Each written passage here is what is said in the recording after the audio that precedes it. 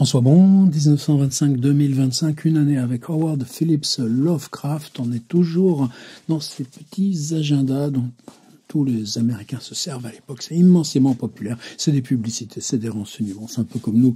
Le calendrier de la Poste, c'est un petit carnet de ce format-là exactement. C'est pas exactement la même marque là, mais c'est la même typographie du message publicitaire. C'est évidemment des toutes petites cases. C'est pas celui de Lovecraft, l'original. J'ai eu la chance de travailler dessus pendant 2 mois, l'été 2015, mais là, tu comprends, il y a pile 100 ans au jour le jour. Alors, si on ne le faisait pas cette année, ce marathon, même si là, des fois, c'est paniquant, tu dis, oh, on vient d'en faire déjà 150, mais il en reste encore 220. Et puis quoi? C'est la même chose, il mange, il dort, il voit des gens, et oui, mais alors le miracle, c'est ça, c'est-à-dire que c'est cette trouille du matin, il va se passer quoi, tu vas trouver quoi, tu commences à faire tes copier-coller, tu retrouves le truc, tu vas te balader dans le New York Times, évidemment, du même jour, tu revis la ville de New York, et puis finalement, au bout de 3/4 d'heure, tu dis, allez, on y va. La vidéo et bien sûr le petit PDF d'accompagnement. Allez, ordi. Alors nous y voilà dans le carnet, donc cette page de la semaine qui finissait pour le mois de mai, le dimanche 31, lundi 1er juin. On a passé mardi 2, vous savez qu'il y a toujours une journée de décalage. Aujourd'hui, pour eux, on est le mercredi 3 et moi, j'enregistre donc ce qui sera le 4 juin, jour où là, si vous me faites le bonheur de regarder, peut-être c'est aussi pour vous le 4 juin, qui sera pour eux un jeudi. Peut-être reprendre, puisque vous savez que la semaine dernière, il se passait tellement de choses. Il y avait ce cambriolage, il y avait l'ouverture de la librairie de Martin Kamin et de George Kirk. Il y a eu aussi cette proposition de travail pour faire de la rédaction publicitaire par Arthur Leeds. Et Lovecraft s'est mis à rêver, pouvoir revenir à Providence, écrire ce qu'il écrit à sa tante, en tout cas. On a toujours donc pour guide aussi les 2 volumes de lettres à sa tante Lillian et à sa tante Annie, même si la plupart sont perdus. En tout cas, c'est la tante Annie pour la plupart. Dit, mais je peux travailler à ça, je peux faire ces rédactions-là depuis Providence. Évidemment, ça ne marchera pas comme ça. Il y a d'autres feuilletons qui se joignent. Loveman qui va un petit peu la misère et qui va devoir repartir à Cleveland, et Lovecraft est en même temps dans un travail. Alors ce qui est frustrant aussi, c'est qu'il y a toujours ce mot write, et là ça peut être que des supputations. Paraîtra en 1927 cet essai sur l'horreur surnaturelle dans la littérature, avec cette traduction historique, épouvante et surnaturelle dans la littérature, un petit 10-18 qui est fétiche à tant et tant d'entre nous. Il est fort probable que tous les matériaux rassemblés ici viennent de cette période New York, puisqu'il passe, ou ce serait souvent aussi à la Public Library pour lire sur place, et en particulier les livres qui viennent de paraître. Mais il y a aussi un énorme travail pour cette association du journalisme amateur, le journal United Amateur, qui va paraître là début septembre. Et lui, il est en grande partie responsable d'une partie de ce qui est contenu. Il enseignera l'éditorial. Il doit préparer aussi pour la mi-juillet le renouvellement du bureau de l'association, puisque là, c'est Sonia qui est présidente, lui qui est directeur éditorial. Et dans une lettre à August Mao, dont je vous donne aujourd'hui un large extrait. Mao, c'est responsable du United Amateurs, mais lui, près de Madison, Wisconsin, ils ne se sont jamais rencontrés, mais ils s'écrivent évidemment. Wow, c'est une des correspondances majeures là, de Lovecraft, écrivain. Il fait des suggestions pour qui va remplacer l'équipe actuelle qui sera président, qui sera... Alors, dans le comité, il y aura encore Sonia, lui va se retirer, il veut faire entrer Frank Belknap-Long, donc pour lui c'est une activité énorme, qui comporte aussi probablement un tas de lettres, de courriers qui ne nous sont pas parvenus. Alors pour ce qui est du rythme, hier, levé à midi, lu, écrit, et en fin d'après-midi, il cale, il se rendort, il se réveille en tout début de nuit, et il se relève et écrit.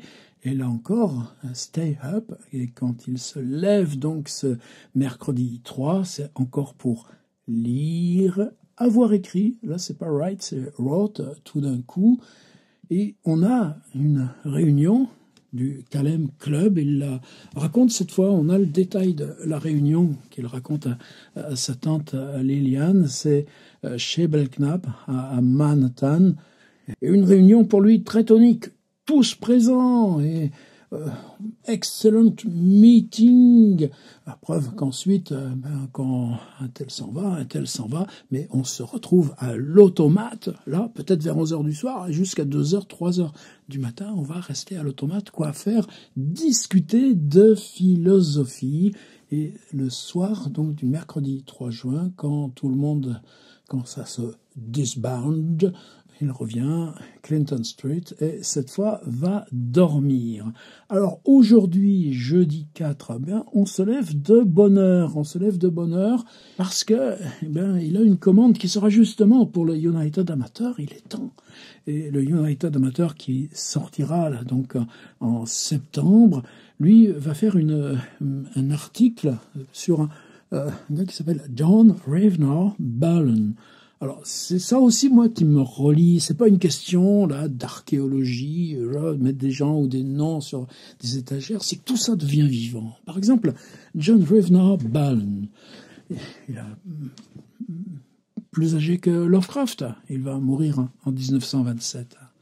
C'est un Anglais qui a émigré au Canada. Alors, le fait qu'un Anglais vive au Canada et qu'il garde ses correspondants anglais, mais tout ce monde-là échange ensemble et on va faire un groupe qui s'appelle The Transatlantic Circulator. L'école des circulateurs d'outre-Atlantique ou de circulateurs à par-dessus l'Atlantique. Et qu'est-ce qu'ils font, ce groupe Transatlantic Circulator?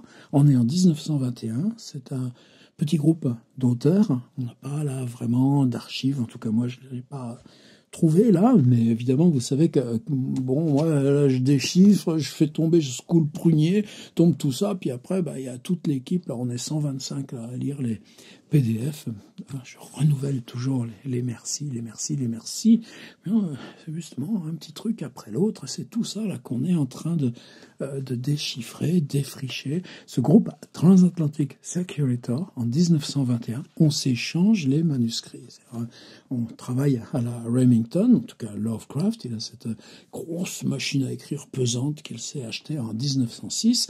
On a des papiers carbone et on s'envoie les manuscrits. Là, on tape à 4 ou 5 exemplaires et chacun envoie 4 ou 5. C'est-à-dire que la notion de correspondance n'est pas interfère avec la question de publication.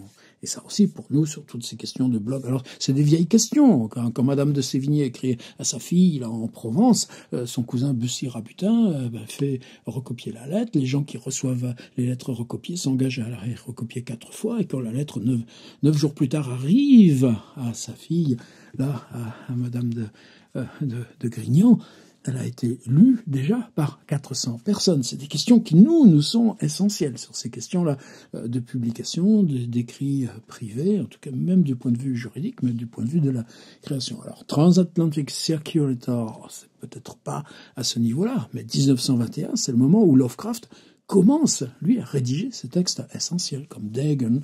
Alors là, c'est un article qui va faire rendre hommage à la poésie de ce John Rayner Ballen pour un article qui sera publié dans le United Amateur. Il ne va pas le rédiger en une journée puisque le lendemain, il dira continuer le texte à Ballen.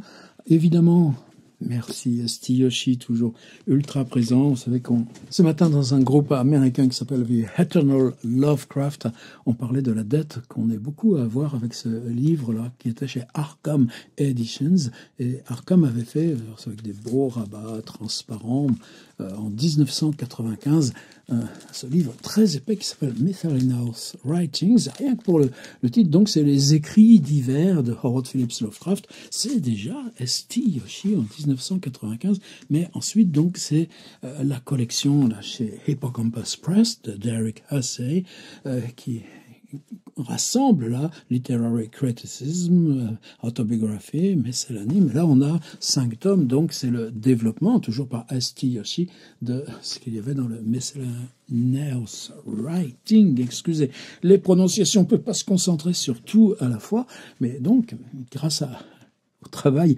inépuisable de Esti Yoshi, on dispose de cet article écrit ces 2 jours, et c'est magnifique. C'est-à-dire qu'on peut lire un texte quasiment, là, suivre au jour le jour, en même temps que lui, Lovecraft, écrit. Et en 1927, après la mort de Ballen, il y a ce livre, The White Fire, qui sera publié, et dont Lovecraft rédigera la préface, et la préface sera une réédition augmentée de son article. C'est juste... Thursday, June 4th, Up Erie, Wright Ballen. Et si on continue à déchiffrer, alors qu'est-ce que je fais, moi? Eh bien, dans mon PDF, j'ai retrouvé une photo de John Ravenor Ballen avec sa signature à autographe. Ça avait été reproduit dans un livre, et le livre-là, il l'a signé à la main. Et j'ai le paragraphe d'introduction que rédige Lovecraft pour ce texte concernant John Ravenor Ballen. Il est très difficile de définir ce qui caractérise véritablement un poète de nos jours, alors que l'intellect cherche à occuper une place plus importante que celle qui lui est attribuée dans le domaine esthétique. Nous avons tendance à analyser en profondeur, à rechercher les fondements, à discuter avec sagesse de la vision unique, du point de vue individuel, de l'imagination personnelle, du barde essentiel. Nous prétendons exiger qu'il ne voie rien qui ne soit dépourvu de ces associations traditionnelles et qu'il ne nous présente que le contenu imaginatif, nucléaire, isolé et austère de ces réactions aléatoires à l'expérience et à l'émotion. Contenu imaginatif, ce n'est pas nucléaire, du nucléus, du noyau, ce surgissement de contenu imaginatif, isolé et austère de réactions aléatoires dans l'expérience et l'émotion, ce serait ça. Il en résulte un mélange discordant d'écoles académiques, attendez, vous allez voir comment je vais arrêter, chacune fondée sur une théorie stérile plutôt que sur le sentiment artistique qui nous gratifie de chaos soigneusement brouillé de différentes natures et qui, il vise, allant des tourbillons chromatiques des imagistes aux détritus mentaux figés d'un monsieur T.S. Eliot. À vous dans le PDF de lire la suite. Et donc, Wright Ballen, téléphone, Wright Ballen critique, oui, alors c'est évidemment article critique pour le truc, téléphone, probablement parce que ensuite il se rend là au Tribunal Building, donc c'est le palais de justice près de City Hall, South Manhattan, c'est tout près en métro, et on a encore un petit déchiffrage. Carter of Prov. Vous savez que Randolph Carter, c'est le nom de ce double de Lovecraft dans les fictions, et Carter of Providence, là encore, tu repars, là, je passe mes journées à ça, en fait, tu repars là dans les index de les lettres à famille, monsieur, ce John Carter, c'était le directeur du Providence Country Gazette, c'est-à-dire c'est le gars qui en fait publiait Lovecraft dans le Providence Journal.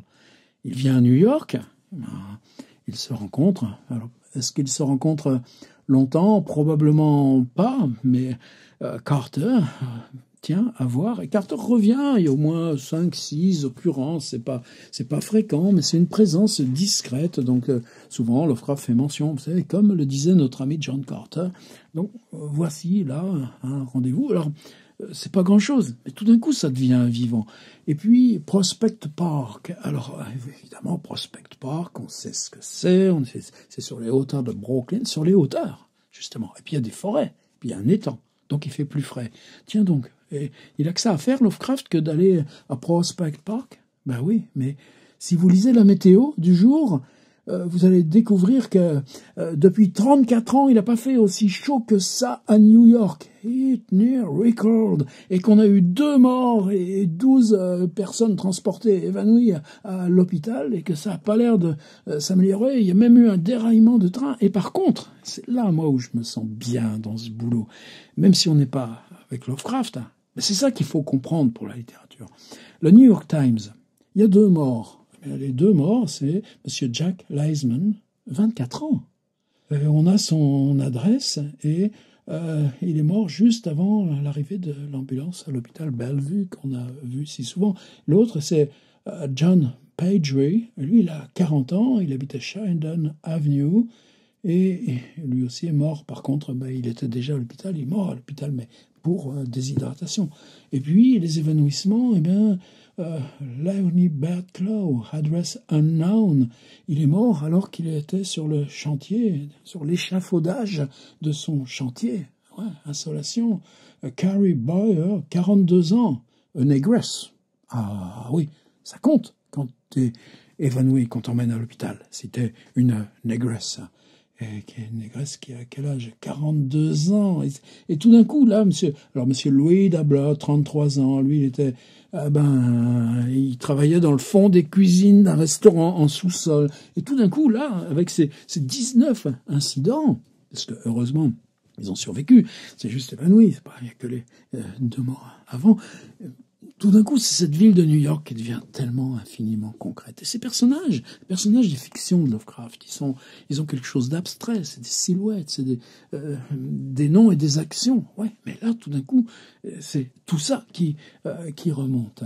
Et donc, venir à Prospect Park, descendre du métro, là, on a ses livres dans sa poche, on a de quoi écrire, puis c'est quand même mieux que d'être dans le four que doit être son petit studio de Clinton Street.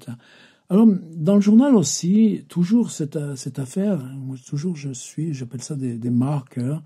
2 jeunes femmes identifient le négro qui a été aperçu près de ce terrain vague où a été assassiné Florence Kane.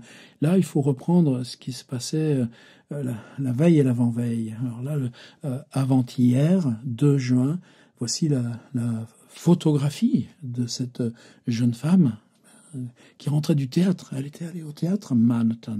Elle descend du métro. Il est 11h du soir. Elle est à quelques dizaines de mètres de chez elle. Et passant devant ce terrain vague, elle est sauvagement agressée, torturée. C'est la vieille histoire. Et dans le journal, on a évidemment... là, on arrête. Des témoins ont dit, ouais, c'était un homme noir plutôt grand. Ouais, c'est la rafle. Alors là, l'avant-hier, c'était ça, mon PDF. Hier, et c'était quoi l'article d'hier? On avait chopé un gars, William Johnson, un nom si banal, parce que c'était un ouvrier illettré. Et ce gars qui était venu de Chicago pour travailler comme ça sur les chantiers, à quelques centaines de mètres, mais on ne savait pas où il dormait. Mais tout simplement parce qu'il n'est pas assez payé. Il trimballe des trucs sur un chantier. Donc, quand tout le monde quitte le travail, lui fait semblant de quitter le travail, mais après, il revient et il se couche là, sous les cabanes de chantier. Et oui, il fait beau, il fait chaud. Et évidemment, il n'y a pas d'alibi. Donc ce type qui ressemblait à ce qu'on a dit généralement du coupable. Donc il fallait vite un coupable et on fabrique. Tout tombe sur ce type qui probablement s'il peut s'exprimer. Ça aussi, c'est la vieille histoire. Et hier, par contre, c'est un autre type qui, lui, a fait de la tôle, qui a fait déjà des agressions et qui travaille comme concierge dans un bâtiment à côté. Et là, cette fois, on tient le bon. Alors, il y a ça aussi dans ce traitement. C'est-à-dire qu'on dit, William Johnson, puis un autre, il y en avait 2 qu'on a arrêtés, ils ont immédiatement été remis en liberté. Mais le fonctionnement social de la désignation du coupable à la vindicte populaire, est-ce que c'est remis en cause? Non, par contre, là on peut lire ce détail-là. Alors c'est comme ça qu'il est composé, mon petit PDF de la journée. Donc on écrit à Ballen, qui c'était Ballen, et ce truc-là de découvrir un texte de Lovecraft, un texte de critique poétique, mais qu'est-ce que c'est pour lui qu'un poète? Et au moment même où il l'écrit, bon, ça c'est la petite récompense. La question de... Ah oui, par exemple, il reparle à sa tante de Sandusky. Sandusky, c'était aussi avant-hier la visite.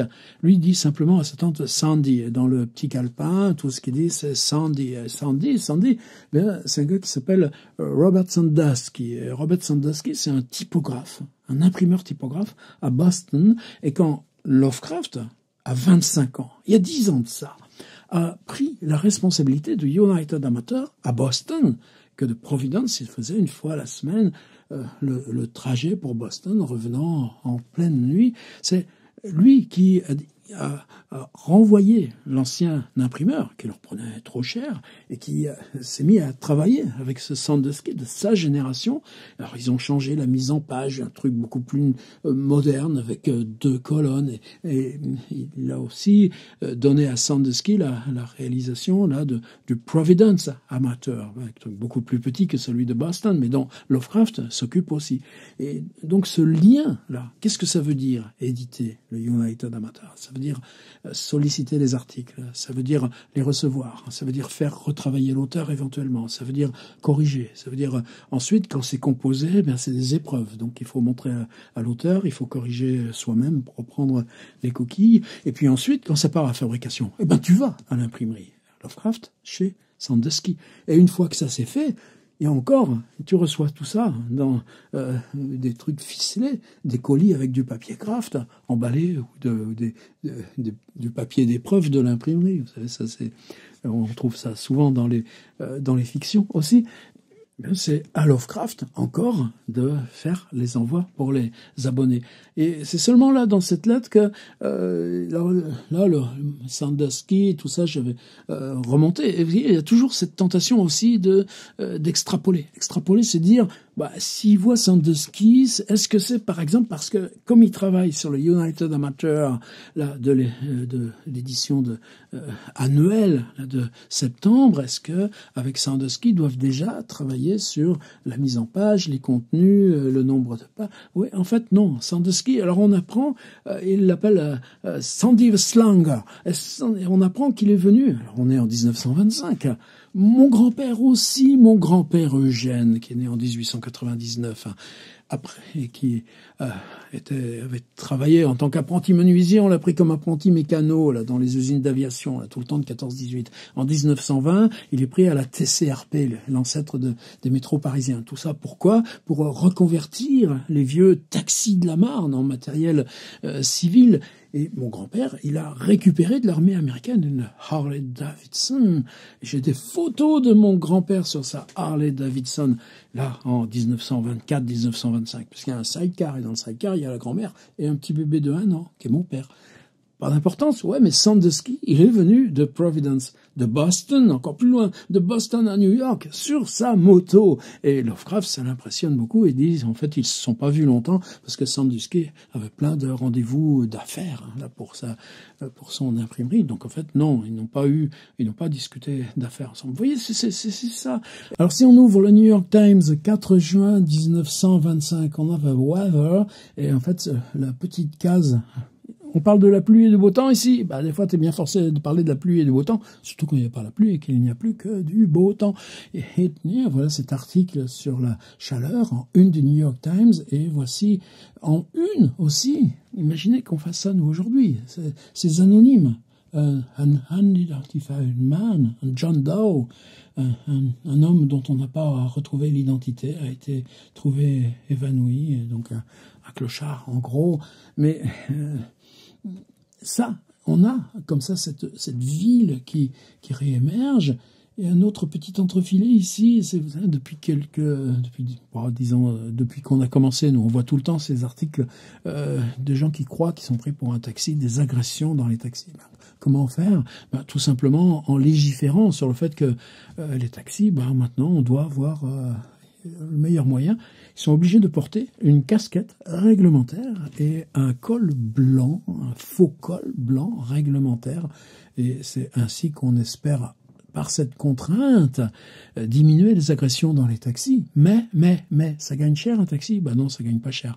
Donc on leur dit, bon, à partir de septembre, il faudra que vous ayez la casquette et le faux col.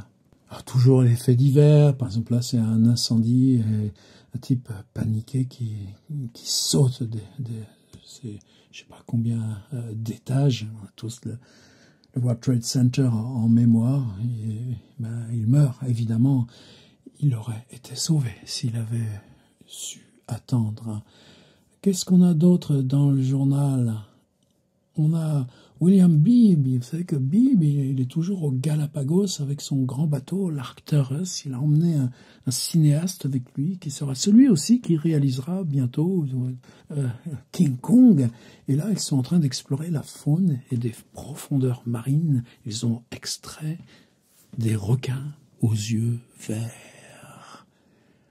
Dwarf sharks with green eyes. Et donc, en annexe, dans mon PDF, voici 3 pages. Alors, 3 pages d'une lettre qui en fait bien 20. C'est toujours donc cette lettre de début juin à Maurice Moe. Et pourquoi pour moi elle est importante, c'est que on a un grand trou dans cette correspondance. C'est-à-dire, Moe est un correspondant régulier, mais dans l'enthousiasme de ses premiers mois à New York, on n'a plus de lettres à Galpin, on n'a plus de lettres à personne. Et là, tout d'un coup, il prend, est-ce que c'est une lettre dactylographiée ou à la main? Je pense que c'est plutôt une lettre à la main. On l'a déjà cité parce que dans cette lettre, il fait un plan très détaillé de son petit studio Clinton Street, et il raconte à August Moe à Maurice Moe, pardon, pas August, ça c'est Darlef, qui est aussi dans le Wisconsin. Il raconte à Maurice Moe exactement comment il a emménagé, et il raconte aussi le quartier, ses balades à Fort Wayne Park, à Prospect Park. On parle évidemment de United Amateur, mais vous voyez que c'est une lettre de 15 juin, 2 pages, 4 pages, c'est des énormes pages dans cette édition, 6, 8, 10 et 12 pages. Il y a un retour sur comment il s'est approprié New York, et un retour qui est aussi très important parce qu'il parle pour la première fois, Maurice Moe, probablement proche aussi de Sonia, qui était très très impliquée dans les United Amateurs. C'est comme ça que Sonia est venue à Boston en tant que responsable nationale des United Amateurs, et qu'elle a rencontré un grand type bizarre, un peu plus jeune qu'elle, à Boston. Et c'est là qu'il raconte les séjours d'hôpital. Pendant ce séjour à l'hôpital, j'effectuais mes premiers pas dans la tenue de maison, seul à bord. Avec l'aide d'instructions écrites de mon épouse, je fis du café qu'il m'était possible de boire, réalisai la cuisson de spaghettis qu'il m'était possible de déguster, et comme un défi personnel supplémentaire, je m'astreignis à tenir fièrement l'appartement propre et net. J'ai déjà évoqué ces passages. Je me rendais à l'hôpital tous les jours, apportant autant de livres et de papiers que les autorités du lieu le toléraient. Et il parle aussi de leur partie d'échecs, et il parle de ce que fait Sonia à Saratoga. Il parle aussi de voyage et tout ça. Donc tout d'un coup, on a pour une fois quelque chose d'extrêmement concret là sur la vie de Lovecraft à New York. Peut-être qu'on en reprendra d'autres passages. Voilà, c'était le 4 juin 2025. Non, le 4 juin 1925, il y a 100 ans exactement. Et nous, à demain.